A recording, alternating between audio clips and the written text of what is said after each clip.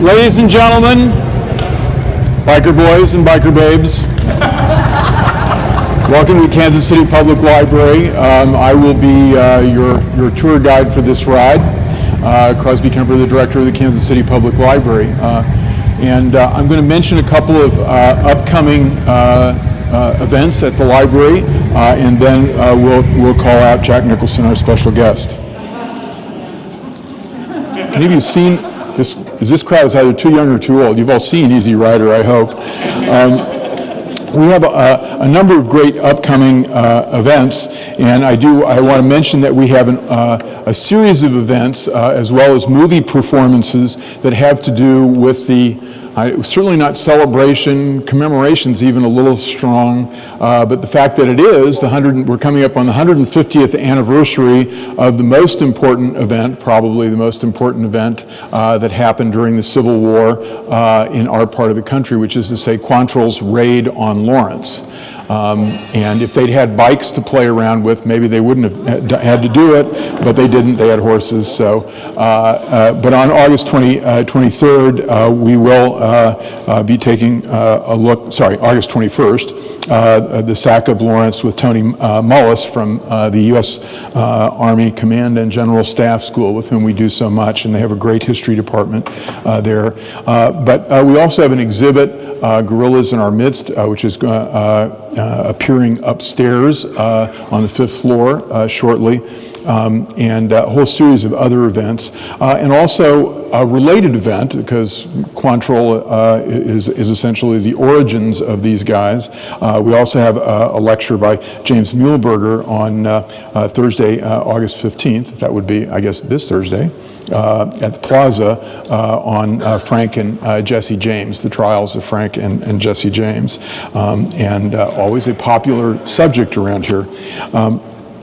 And continuing our Western theme, our riding theme, we have been awarded another of the NEA's big reads. And as those of you who have been paying attention over the last 6 or 7 years know, we try to get everybody in the community we can to read the same book. I think that's a good idea. And this year we've chosen True Grit, the Charles Portis novel, twice made into movies, one with John Wayne, one with Jeff Bridges.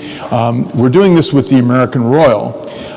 And as part of the Laurel and Hardy section of this, I'm going to ride in the American Royal Parade as Rooster Cogburn.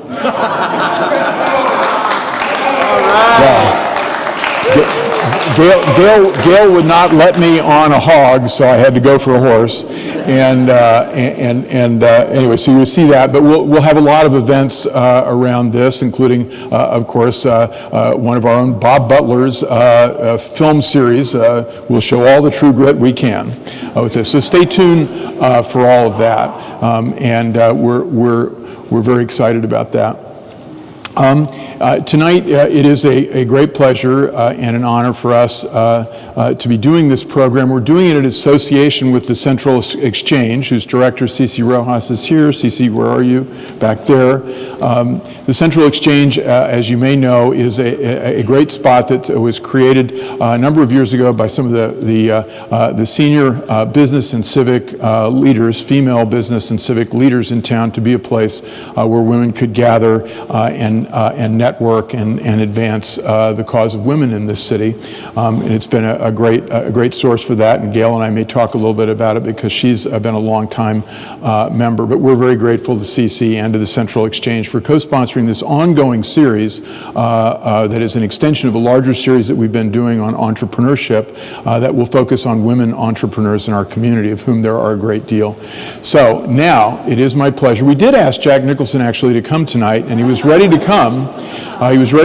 Except he asked me, he said, "Who is it that I'm coming for?" And I explained that it was Gail of Gail's Harley-Davidson. He said, "Look, I'm used to being the star, and so I'm not going to show up." So ladies and gentlemen, if you would help me welcome our star tonight, Gail of Gail's Harley-Davidson.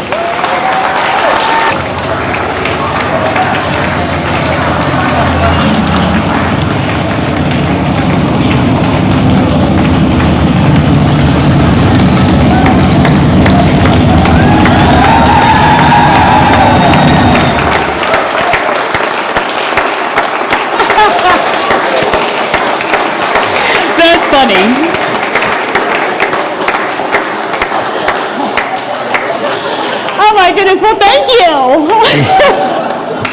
Although I think it's my sportster that should be thanking you. I love a woman who knows how to make an entrance. Have a seat, please, Gail. Now you all understand why Jack Nicholson refused to come. He wasn't gonna compete with that. Well, Gail, thank you so much for being here. This is really great for us to kick off this series with you. And what I want to do, I want to start off talking just a little bit about where the bikes came from and where you came from. And I want to draw a little bit of a comparison for what William Harley and Arthur Davidson did in 1903, where they came from, and where your parents, your mother's here tonight, Aunt Bev Worth is here tonight, and your mother and father, like Harley and Davidson, started in a garage, like a lot of great Americans have, and built the business from the garage out. But there was a big change in that. I mean, there is that sort of body shop background, if you will, but though in one sense they got to the same place, in another way, what your mother and father did with the dealership in the early days of the dealership was a huge change from the days of Harley and Davidson in the early days, when they were basically creating a motorized bicycle. What your father did was create an experience. Can you describe that a little bit? The experience, the movies, and the dealership as a showplace, and The dealership that my parents had was it was movie themed. That came from my mom's love of old movies. Oh gosh, what was that chick? Scarlett O'Hara. She was in love with that stuff, and so they built a Hollywood-themed dealership. Yeah, and so the movies played a big role in this. I mean, in the early days of Harley-Davidson, again, the motorized bicycle idea was a utilitarian thing. The motorcycle was a very utilitarian thing. The big advance in motorcycles came during World War I, when the Army bought a lot, and then the police bought a lot. I've always thought of motorcycles and police. Well, those of us with lead feet sometimes think about police motorcycles a lot. But the movies were an inspiration, and when your mother and father opened the new dealership, the inspiration of movies like The Wild One. Older members of our audience, like me, can remember Marlon Brando, who actually rode a British motorcycle in the movie. It was Lee Marvin, the bad guy, who rode the Harley in the movie. And then, of course, Easy Rider, which is iconic in American history, like the Wild One. And Peter Fonda actually came to the dealership, and so Peter Fonda told me that it was okay for you to talk about your relationship with him. Yeah, but my boyfriend's here. So no, he was a very cool guy. He really was. But there really isn't much of a relationship. He was just there. Yeah. Okay. Well, and of course they do that. But actually, kind of what I wanted to talk about a little bit is the change in the history of motorcycles that the Easy Rider stuff and to some extent the Wild One represent. Where it used to be a utilitarian thing. People would have sidecars and take their whole family. There's a great picture on the back of this book about Harley-Davidson, the entire family of 7 on a motorcycle on a sidecar.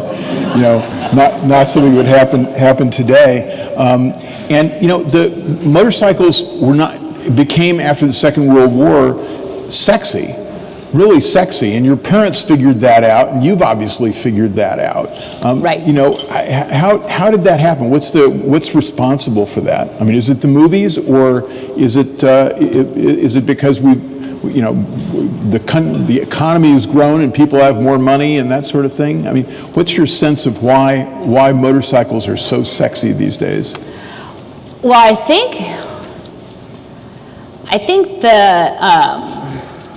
it started with Marlon Brando, but I think when it started in the 80s, the rebirth of Harley-Davidson came with Arnold Schwarzenegger in Terminator. He was riding that fat boy. That was incredibly sexy. he looked so cool on that Fat Boy, and I think that's what started the So sex it's not appeal. Jay Leno on his motorcycle. Probably not. Yeah, probably not. So let's talk a little bit about you and motorcycles, and you and the dealership. So it's a family dealership, and you, like a lot of family companies, you really cleaned up, didn't you, in the early days? Yeah. Literally cleaned up. Yes, my parents bought their dealership, and they did it really, really good. They were awesome. Yeah, but when I cleaned up, I mean, you started out cleaning in the dealership. Oh, me, right, yes. You. Yeah, I went to work there when I was 16 and started in the janitorial department, cleaning toilets and getting lunch, and not at the same time. And anyway, I moved up into finance, selling finance, and then I became the general manager, and then I bought my dealership. So theme here Nutshell. is motorcycles are sexy, and here she is cleaning the toilets and not having lunch at the same time, and you become the finance person. Now, if I understand correctly, you actually became not just the finance person, but you became the #1 finance salesperson in the Harley system. Is that right? I was. How about that? Isn't Go that me. cool? Thanks. Yeah.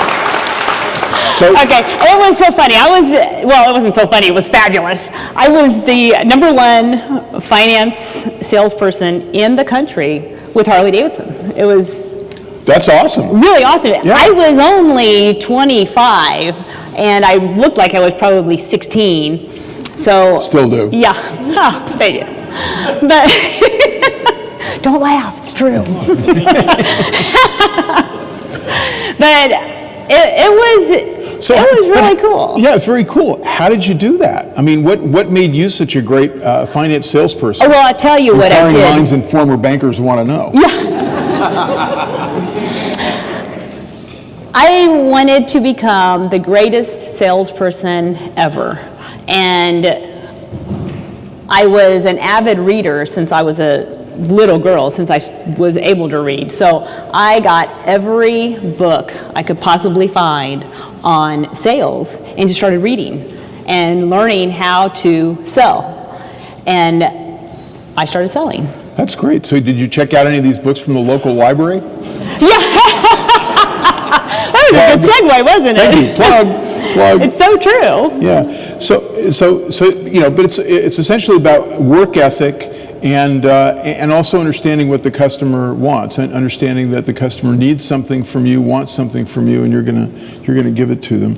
And so you did very well, obviously, as the finance manager. So you became the general manager of the, as you said, of the dealership. Yes. And then there comes the moment when your mother and father think maybe it's time to slow down. Though actually, at one point you thought about going to Arizona, if I understand. You were going to maybe Right. get your own dealership in Arizona, or Yes, I had found a location in Arizona and had decided that's what I was going to do, is buy a dealership, because no matter how much I loved the owners, I was done working for somebody else, and I wanted to own my own dealership.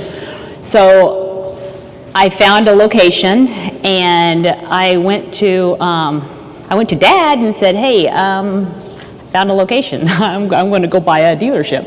And he says, "Whoa, wait a minute. You know, your mom and I are retiring, so why don't you buy the dealership?" So I bought that dealership. Well, this is the thing, and I don't know how many people really know this. He practically gave you the dealership. Yeah. Right? I had to buy it for market value. He goes, "I'm going to sell it for this much. If you're willing to buy it for this much, no discounts, then I'll sell it to you." And the thing is, I am thrilled that is what was expected of me, because I wouldn't be the person I am today if it weren't for the fact that Dad said jump this high. He didn't say, "I'll lower the bar for you." He says, "There's the bar. If you can jump it, jump it. I know you can do it." So I think that is Yeah. a great lesson, and for all the young ladies, are there any young ladies in the audience, and young gentlemen, you know, that the expectations, having high expectations, and expecting you to meet those expectations is one of the great lessons of life. When your parents do that, they teach you the most inestimable lesson, I think, of absolutely tough love of public life. Tough love, tough love. That's right. But so you got into the dealership, but your brother also came along with you in those days, right? At the beginning, you and your brother were together in the dealership. Yes. Okay, my brother and I were partners. We bought Worth Harley-Davidson in North Kansas City and South in South Kansas City. North Kansas City was in Belton, South Kansas City was in, South Kansas City was in Belton, yeah. North Kansas City was in Gladstone. And we were partners. And our partnership lasted about 10 months before we decided we couldn't stand each other anymore and split. It took us a long time to split, but we did split. And let me tell you, the reason was because we are two completely different people. It's really hard to be a partner with a person who has different goals, than you. 15 years ago, his goal was one thing and mine was completely different. And he is very, very reserved, and I am very, very not reserved. So it was very difficult for us to work together and have the same goals. A super reserved person and a super outgoing person, it's very, very hard to have that same star in your head. And for that reason, we thought that it was best to split. But so you end up with the dealership in Belton with the South, and he takes the one in the North. Yes. So that's the way it worked. Yeah. And then your other brother has the one in Blue Springs. Yes. Is correct? Okay, yes. So there are three of you, and then there's one other Harley dealer in Kansas City and over on the Kansas side. Yes. He's the one who's not worth anything. Sorry, I worked on that one all day. I just want you to know. Yeah. But so this is pretty amazing. The family gatherings, right, Mom, must be pretty interesting, right? Family gatherings are interesting. We're huge competitors. A lot of people think that we share the same bank account. Well, we share the same bank account, the same as you all share your bank account with your brothers and sisters. I'm sure that your money doesn't go into your brother or sister's bank account. So we're very big competitors, but our competition, though it is strong, it's friendly. We get along fine. We get together at Christmas and New Year's and Mom and Dad's birthdays, and no matter what promotion the other one had the week before, we still get together, hug each other, and everything's fabulous. So, and we've been this way for a long time, because even before we had owned our own dealerships, we managed our own dealerships, and we were competitors then. So we've grown up being major competitors, yet still loving each other. Yeah. And you figured out how to do this, and then Kansas City has been, certainly for you, and I think for your brothers, and obviously for your parents, very successful in terms of the sale of motorcycles. And it's interesting. I think your mother and father got into the business at exactly the moment when Harley hit maybe the bottom. Yes. Nationally, it was a great American dealership. They owned, it was a great American manufacturer of motorcycles. They owned in the 50s and early 60s, 80% market share in the United States. And then by the late 70s, when you all got into the business, when the Worth family got into the business, it was down to 20%, facing the Japanese, the Germans, the Czechs, the Spanish. Everybody got into the motorcycle business, and the Japanese, of course, took over. over in a lot of ways. And so it must have been an interesting moment. And then Harley makes this huge comeback, including as part of the comeback, the big distribution center, the big plant up north. How has that affected things? Is Kansas City a real center for motorcycle culture in the country? This, I think, people may find very interesting. Kansas City is the #1 selling city of Harley-Davidsons. The largest dealers in the country are here in Kansas City. And there's you're more, #1 in the metro, right? You are. Well, I'm always #1.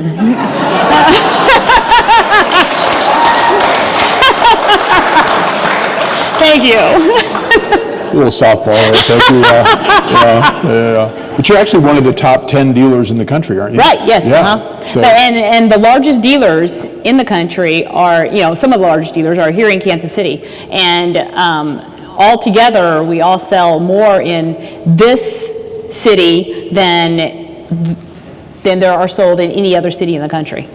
and that's really extraordinary, and obviously it must have a little bit to do with the distribution plant. It probably has something to do with our being a transportation center with no airplane flights anywhere. No, sorry. But yeah, one of the things it's got to do with is something you've done better than anybody else, which is nationally, if I understand correctly, and I must understand it because you told me this, I think, but it is about 10% of only about 10% of the sales of motorcycles, of Harleys, is to women. Mm-hmm. But in your dealership, it's 24%. Yes. Is that right? Yes. Yeah. Yay, go women! Go girls! We have a lot of women riders that came today. Yeah, all right. And so how did you do that? Well, this is something people should understand, guys especially. We girls are not catty. We girls stick together. When it comes time to make a major purchase, like a Harley-Davidson, I think that the women kind of gravitate towards Gails Harley-Davidson because I'm a woman. Because if you're a woman and you're going to ride, you want to be with another woman or support another woman. Right. And I think that's what happened. And so how difficult, let's talk about being a woman business owner, particularly in a business like a Harley-Davidson dealership, any motorcycle dealership, right? Probably really car dealerships it would be true of too, though even more in motorcycles. It's such a male-dominated field historically. Men are the buyers and the riders primarily. It's changing a little bit, and you've changed it a lot in your dealership. But it must have been tough for you as a woman. What was it like being a woman owning a dealership in a male-dominated world? Well, it's interesting you ask me that. People ask me a lot how difficult it is to be a woman in a male-dominated world. Business. It's really not that difficult. It is no more difficult for me than I believe it is for a man. I think that,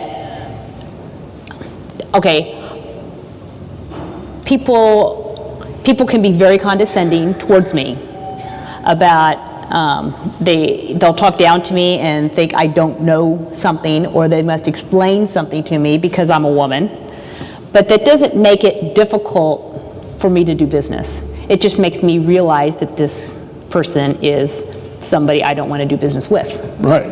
So they're ignorant and you're not. Right, yeah. right, exactly. Yeah. Did at any point did it make you want to work harder and show them? Oh, absolutely. Yes, yeah. That's a very good point. A motivating factor. Absolutely, yeah. Absolutely. So, I'm glad you brought that up because I think for that reason, a big part for that reason, it's made it easier being a woman in this industry because I have something to prove to the guys out there that talk down to me. Hey, I can do this, just watch. I am going to do it, and I'm going to do it well, and I'm going to do it better than you.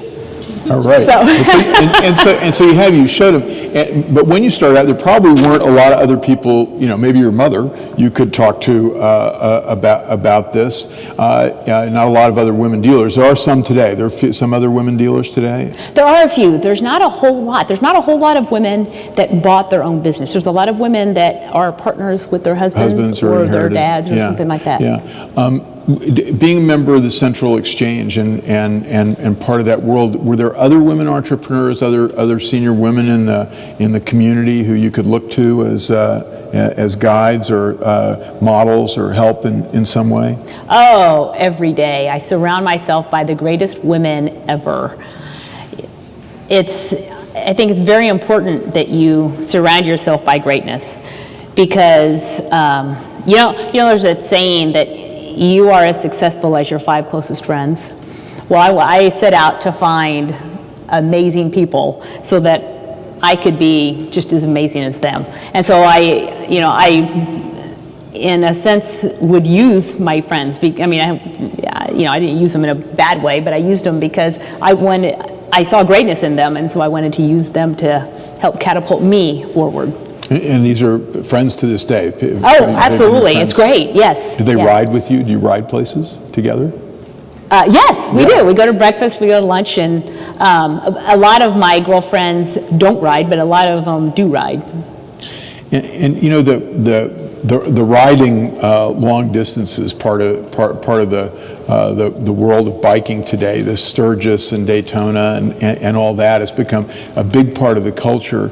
And is that how do you see that? You've gone to Sturgis, I assume, at some point. Just got back. Just got back. All right. Yeah. I remember I went to Sturgis. I took my kids actually to Yellowstone for a trip to Yellowstone. And we decided to go through the Badlands, Black Hills, and to see Mount Rushmore. I had forgotten what time of year it was. And all of a sudden, as we were getting to Grand Rapids, we were seeing more and more motorcycles and more. And I realized all of a sudden we were right next to Sturgis, and I thought, well, we do have a reservation at the Holiday Inn, but I wonder what this is going to be like. And there were all the bikes and all the leather and all the tattoos, and then I realized everybody there was actually older than I was, and they went to bed before my children did, and they got up after my children did. It was an interesting. Oh, that's so funny! And you really did used to be like that. Yeah. So, what's Sturgis like today? What kind of an experience is it? Well, it's different than that. So is it like the Wild One, or is it like Easy Rider? No, it's really it's not crazy. It's not crazy bad. The average age is probably 35 to 45. There's a lot older, and then there's a lot younger, and it's really hard to describe what it's like, but you hear these stories about women walking around without the tops on, all this stuff, but that's not the way it is. There are people out there that spray paint their shirts on, but Okay. But other than that, they're really, for the most part, it's real clean. Okay, so I do have to talk about this. This is one of the things that interests those of us who are not deeply into it. Though, having been out to the dealership, I'll tell you, I lust for Harley-Davidson after looking at all. It's so beautiful. That's good to know. April, make note of that. Yeah, April. Yeah, April. We're going to talk later. The Hell's Angels thing, the rough side of biking, the Sons of Anarchy, that side of things. So I go into your dealership and it doesn't feel like that at all. But how do you deal with the Hell's Angels side of this, or do you? I really don't. Are they your customers? Are they no? And why wouldn't they be your customers? I never see them. But they ride Harleys, don't they? Here, yeah. We have gangs here in Kansas City, motorcycle gangs, but there's different things. There are clubs, and there are gangs. There's a difference. They all wear patches. The gangs are what are called 1%ers. They make up 1% of all motorcyclists. And they're very proud of the fact that they're one percenters. They wear it on the front of their vest. The badge says 1%. Yes, it says 1% on it. So if you see the 1% badge, you know. They're the bad guys. And then there's clubs that, the club that rode in with me. You know, it's the Harley Owners Group Club here in Kansas City. Harley Owner Group. Hog. Yes, Yeah, American Heartland yeah. Hog chapter. But there are clubs that just get together and ride. That's what they love to do. They love to ride, and so that's what we do. Sometimes, that's also part of what you do at the dealership. You sponsor those clubs and help grow them. Yes, there are clubs that sometimes they just ride for themselves. Sometimes the clubs will ride for charity. And you sponsor a lot of the charity events in town that are involved with cyclists. Yeah. So such as, I mean, what are some of the things that you've sponsored that? Well, coming up this Saturday is a ride called Jimmy's Miles for Medals. It's for Special Olympics, and it is so neat. The kids come out. The kids come and they hug you, and it's amazing. It's really super cool. We have a ride coming up on September 7th to pay tribute to 9/11. Every year we've been doing that. It's a humongous event. It's a huge ride. We get participation from every police department in the Kansas City area.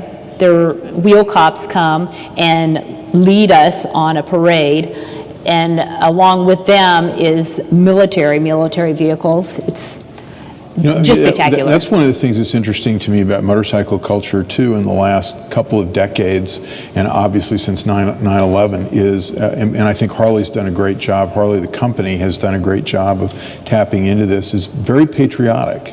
And it's tapped into a vein of patriotism. There's something like the Old Glory bikes that they created in the 80s, I think.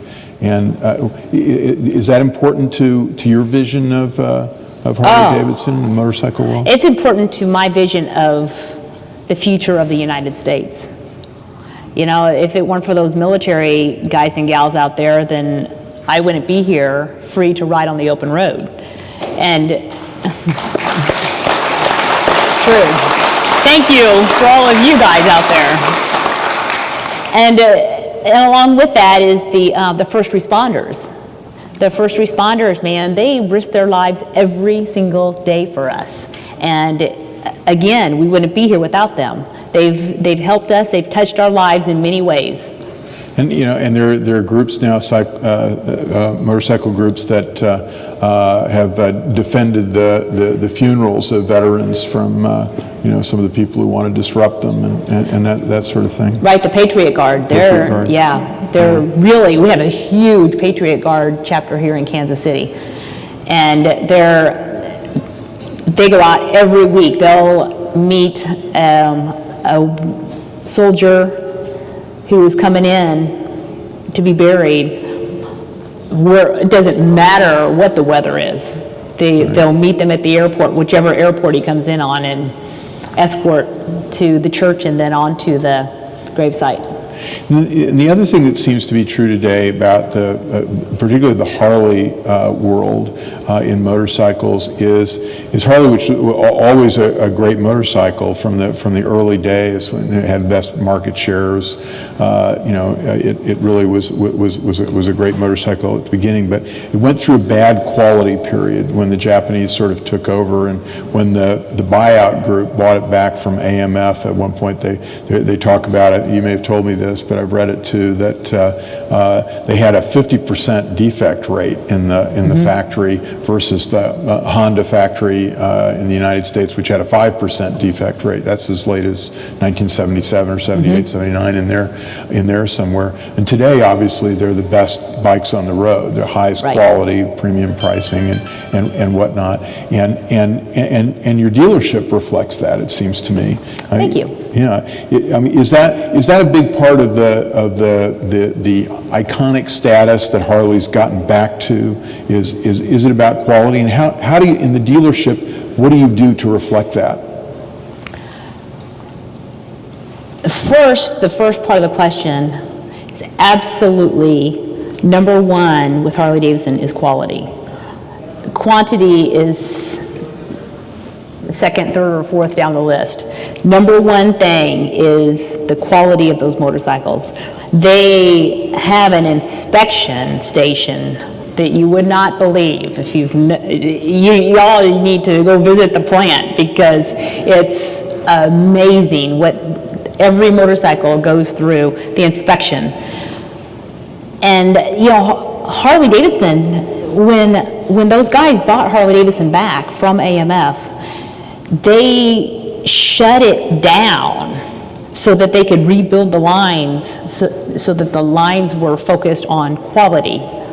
And the workers in the plant thought that they were nuts. How can you be shutting down? We're going to lose money. But they didn't care. Those guys said, we're shutting it down and starting from scratch. And the guys who bought it, I've read about them. They said one of the things that they decided to do after watching the Japanese plant is to actually listen to their employees, to go in and talk to the employees. And that, having walked around your dealership with you, that clearly is one of the things that you do so well, is you're in touch with your employees. You listen to them. You know who they are, what they do. I'm so glad you said that, because, okay, here's the thing. I got my name on the side of the building, and it makes me look absolutely fantastic. Gails Harley-Davidson, everyone knows Gail, and all this stuff, and I must be this great person, but I wouldn't be anything without my team.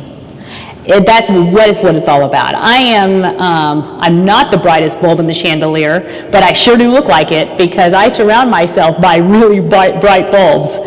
And man, everybody works so well together, and they're so into holding each other up and holding me up. I would do anything in the world for the team, because they would do anything for me.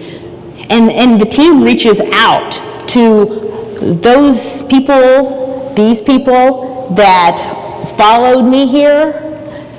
It's amazing. We're all a team. The Hog chapter, the people that work, the employees, everybody just works together, and it makes it happen, because if it weren't for every single person, we wouldn't be here right now. Now, I got to say, the other thing, which seemed to me a little contrary to this, because it must have been contrary to what their expectations were, that really amazed me when I walked around the dealership, was to see the service department.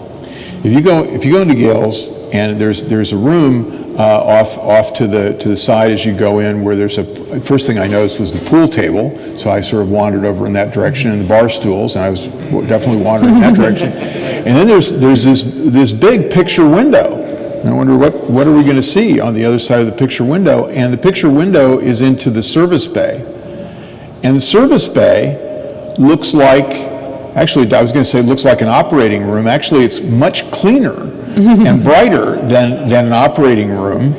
It's the most amazingly clean and bright place I've ever seen in my entire life, and there are 12 or 14 motorcycle mechanics working on Harleys, and I'm wondering, how can they conceivably keep it this clean? I mean, it's an amazing sight, actually. It's the eighth wonder of the world. How do you do that? And how did your staff, how did your mechanics feel about this when you first came up with the idea for the world's cleanest service bay? Okay, this was funny. When I built the store, the dealership in Belton had a red and black floor, so it was dark, and it could, if you spilled oil, it just kind of blended in with the black specks. But you should have seen some of their faces when the technicians, I brought a few of them up to show them, okay, now this is like group by group, 3 by 3. We went up and looked through the service department and see if there's any changes that they wanted to be made. And the first thing when they saw the white floor, holy cow, you got to be kidding me. The floor is white. We didn't discuss this. We discussed everything to do with the service department with each other, except for the floor, because I knew that if I asked them what they thought about a white floor, I knew what they were going to say. So, I better ask for forgiveness, Right. So yeah, there was like, holy cow. But You created obviously really high expectations for them to be able to work Yes. with that, and in a way, it shows great confidence in your staff that you were able to do something that extreme, and they met the challenge. I mean, Absolutely. really, any of you who've never been out there, you should just go out there and see this. I mean, it's really, I'm not kidding you, it's amazing to see. Thank you. Thanks. You know, And the mechanics all looked happy too. Now maybe they were told to look happy when I was there, but it's true. I mean, everybody is happy, and you know, I think people raise to the level of your expectations, and everybody, the entire dealership works very hard to make sure it is always clean. Every part of it. And then, you know, it shows off the bikes, and one of the things, sort of a theme in my head about this is, you know, this going from the utilitarian motorcycle before World War II, et cetera, to this thing that's happened after. It's a recreational vehicle. It's a, you know, it's for the boomer generation. It's a toy. But you know, the thing about Harleys that's really, really true is they're just beautiful. They're beautiful objects, and you've structured the dealership and even the service bays to show off how beautiful the motorcycles are. They are. They're the sexiest things I've ever seen in my life. Oh my gosh. Don't y'all think so? Yeah. Really? With the exception of my boyfriend. They're beautiful, beautiful motorcycles. And here's the thing, you realize how beautiful they really are when you see that every other motorcycle company in the world is trying their best to copy them. To imitate them, yeah. They're not doing it, but they're trying. And you know, the other thing I noticed about the dealership that's different than the dealership in my head or the dealership I might have visited when I was 21, when I thought I really could ride a motorcycle, before various wives told me I couldn't. Various, yeah. There's so many different motorcycles. Lots of different models, and you know, it's a whole cornucopia. And how many models a year they come out with, and how many different bikes do you have on the showroom floor today? Oh my goodness, how many different? Well, we have several hundred on the floor, but as far as the different models, there's several different.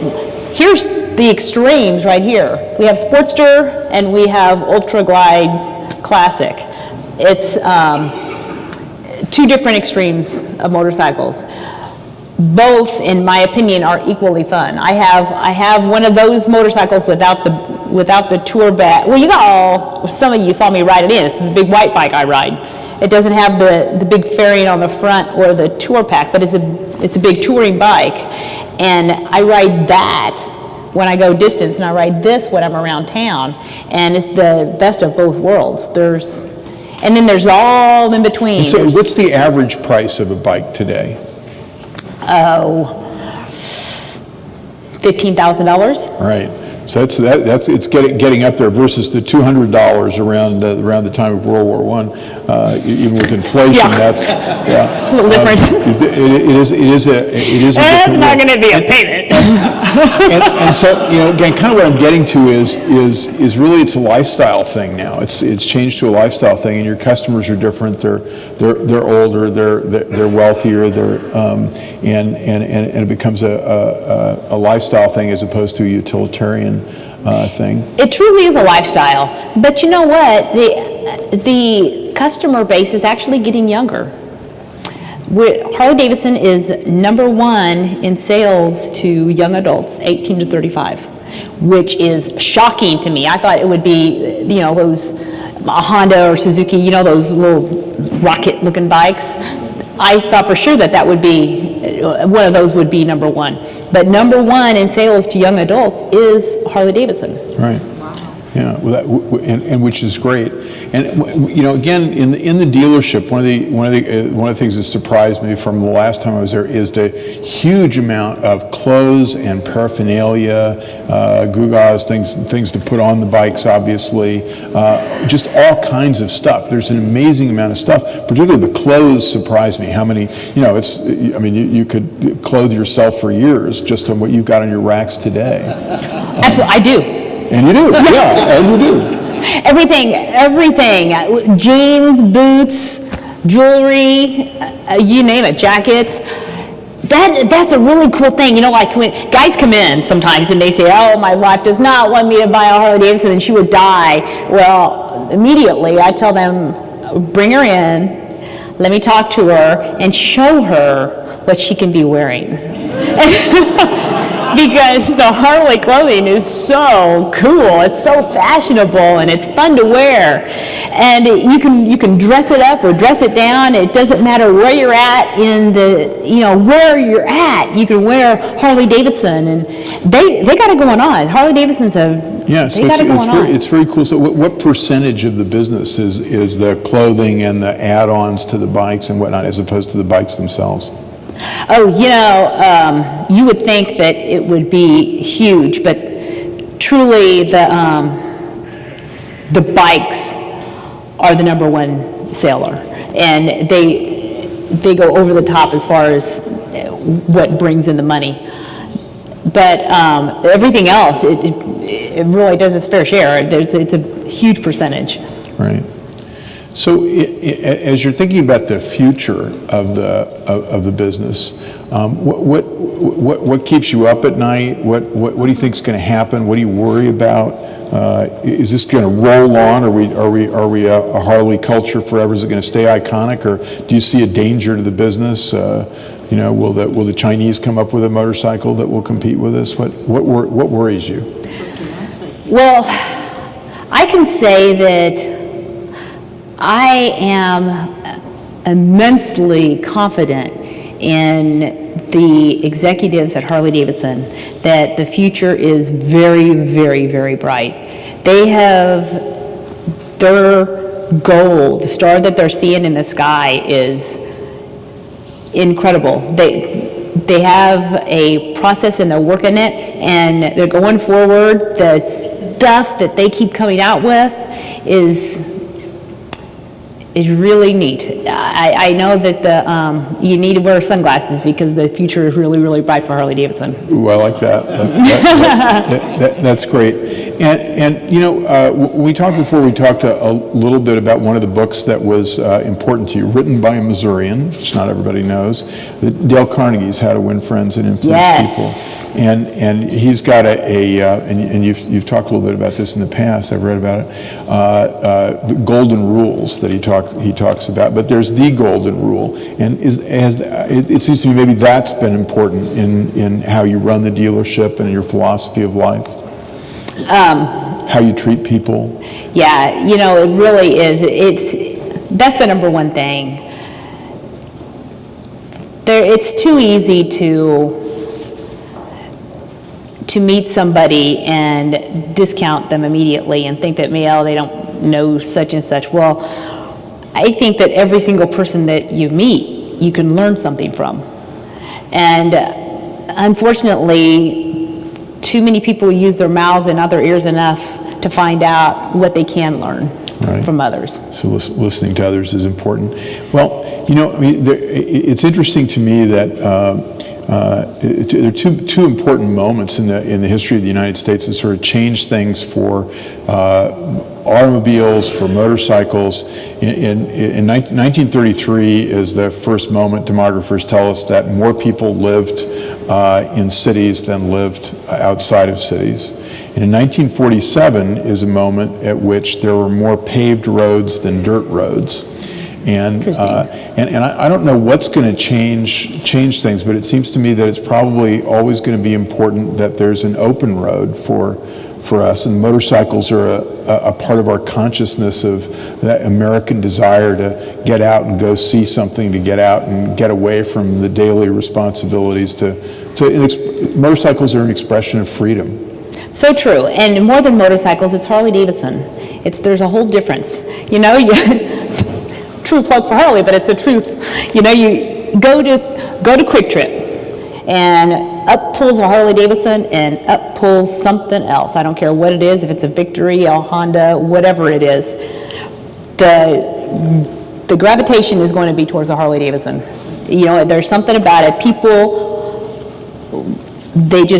it's iconic. It is America. I know that there's other brands now being made in America, but Harley-Davidson did it. Yeah. Man, they were up here, then they were down here, and now they're up here again.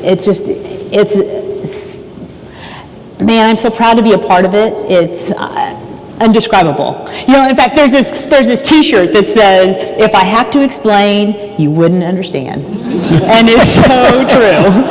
It's like love. You know, you can't. Who can describe love? You know. Well, it's clear that you love what you're doing. Yes. and really clear that you're really good at it, and it's important. I think you're an inspiration to all of us in your success.